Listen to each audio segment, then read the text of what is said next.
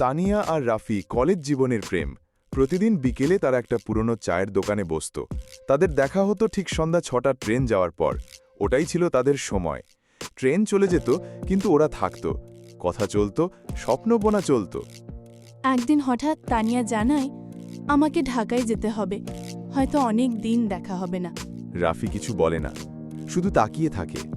তারপর একদিন স্টেশনে রাফি শুধু একটা লাল চিরকুট দিয়ে বলে, শেষ ট্রেনটায় উঠিস, কিন্তু মনে রাখিস আমি থাকব প্রতিদিন এই স্টেশনে ৬টার পর। ৫ বছর পর তানিয়া ফিরেছে শহরে, ব্যাগ হাতে স্টেশনে দাঁড়িয়ে চোখ খুঁজে বেড়ায় রাফিকে। চায়ের দোকানটা আছে, সেই বেঞ্চটাও। আর রাফি, সে এখন চায়ের দোকানে কাজ করে। শহর ছেড়ে যায়নি, কারণ সে প্রতিদিন ৬টার পরও স্টেশনে থাকত। হয়তো আজও তানিয়া ফিরবে ভেবে। তানিয়া এসে দাঁড়ায় সামনে, চোখে জল। রাফি হাসে শুধু। সেই ট্রেনটা আজও থামে।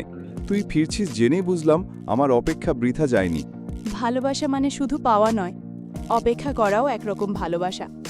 যে ভালোবাসে সে ছাড়তে পারে, কিন্তু ভুলতে পারে না।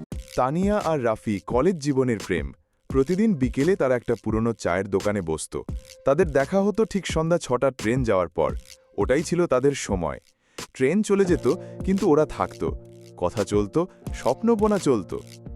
একদিন হঠাৎ তানিয়া জানায়, আমাকে ঢাকায় যেতে হবে, হয়তো অনেক দিন দেখা হবে না। রাফি কিছু বলে না, শুধু তাকিয়ে থাকে। তারপর একদিন স্টেশনে রাফি শুধু একটা লাল চিরকুট দিয়ে বলে, শেষ ট্রেনটায় উঠিস, কিন্তু মনে রাখিস আমি থাকব প্রতিদিন এই স্টেশনে ৬টার পর।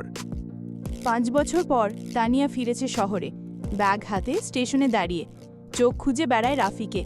চায়ের দোকানটা আছে, সেই বেঞ্চটাও। আর রাফি, সে এখন চায়ের দোকানে কাজ করে।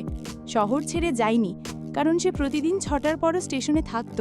হয়তো আজও তানিয়া ফিরবে ভেবে। তানিয়া এসে দাঁড়ায় সামনে, চোখে জল।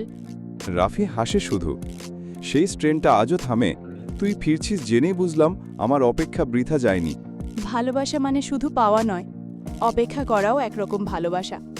যে ভালোবাসে সে ছাড়তে পারে, কিন্তু ভুলতে পারে না।